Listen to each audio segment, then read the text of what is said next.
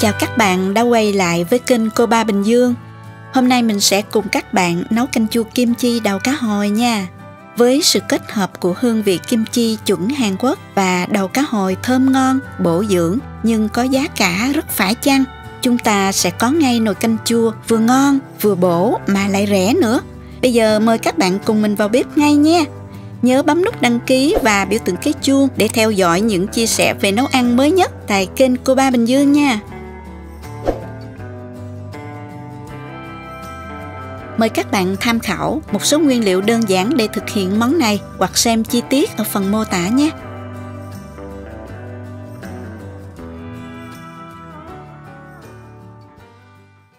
Các bạn chọn mua đầu cá hồi tươi sẽ ngon hơn nha.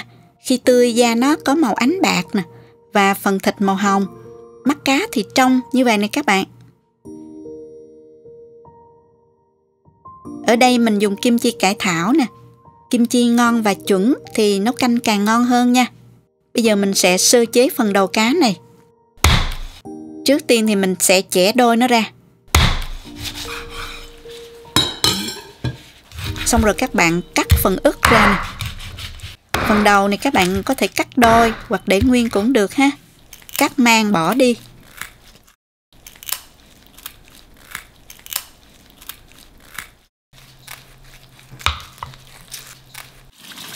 Tiếp đến mình sẽ cho nước vào và cho 3 muỗng canh muối vào ngâm trong 5 phút. Cạo sơ cái phần vải còn lại trên ức đó các bạn. Sau đó cạo đầu cá lại cho sạch. Rồi các bạn rửa lại nhiều lần với nước cho thật là sạch.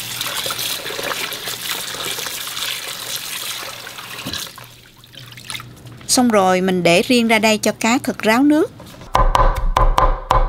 Phần tỏi này các bạn băm nhỏ. Ngò ôm thì cắt nhỏ ra như thế này. Chừa lại một ít để trang trí cho đẹp nha.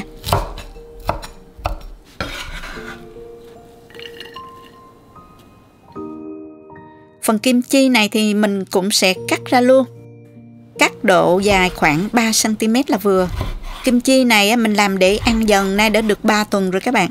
Rất là ngon luôn. Cách làm mình có để link ở phần mô tả cho ai muốn tham khảo nha. Bây giờ mình sẽ bắt đầu phi tỏi trước nè. Cho vào nồi 2 muỗng canh dầu ăn.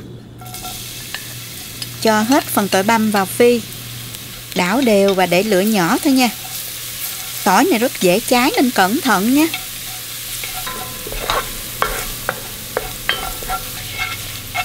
Khi thấy tỏi chuyển màu hơi vàng như thế này thì mình tắt bếp ngay.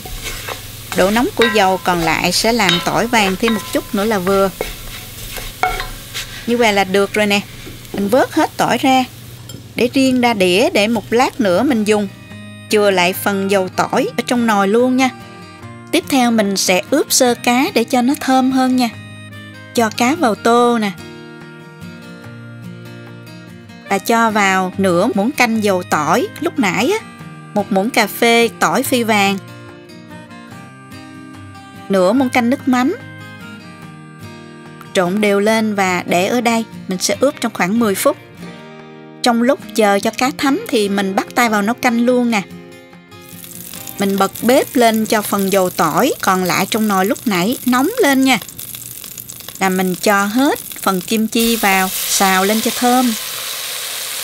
Xào nhanh tay khoảng 1 phút là được rồi.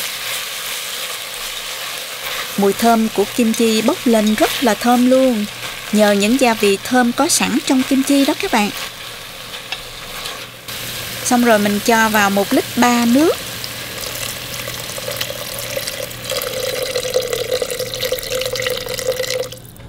Và mở lửa lớn cho nó nhanh sôi nha.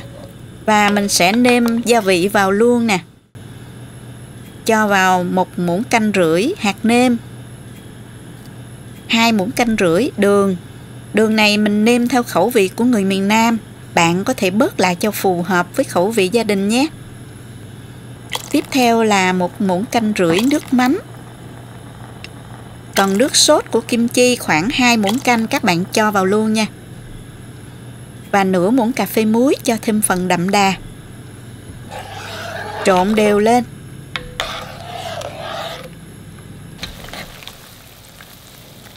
Và khi thấy nước gần sôi, cho phần đầu cá đã ướp vào luôn. Và mình để cho cá chìm xuống nước cho chín đều nha các bạn. Khi canh đã sôi đều, mình giảm lửa vừa lại nha. Và mình để canh sôi trong khoảng từ 3 đến 4 phút là cá chín. Lưu ý cá hồi rất là nhanh chín nên phải cho vào sau cùng. Nếu nấu lâu trên bếp cá sẽ bị nát và mất đi độ ngọt của cá. Một lưu ý nữa là kim chi dùng làm cũng phải ngon và chuẩn vị nha các bạn. Chứ nếu mà các bạn mua kim chi không ngon hay có vị đắng thì không thể nào có được nồi canh chua ngon được nha. Các bạn nào cần làm kim chi nhớ tham khảo cách làm của mình chuẩn vị Hàn luôn nha. Link mình có để dưới phần mô tả của video.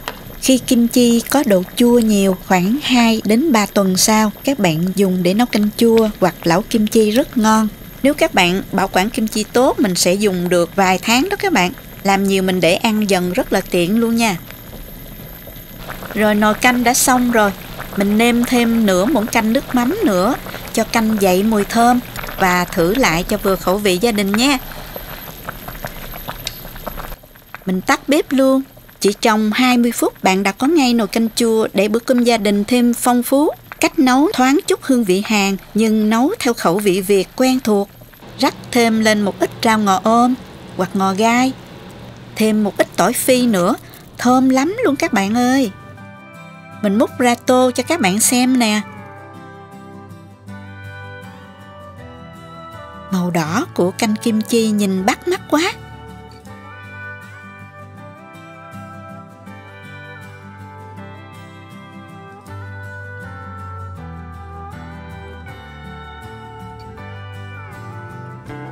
Mình thử nha, mời các bạn.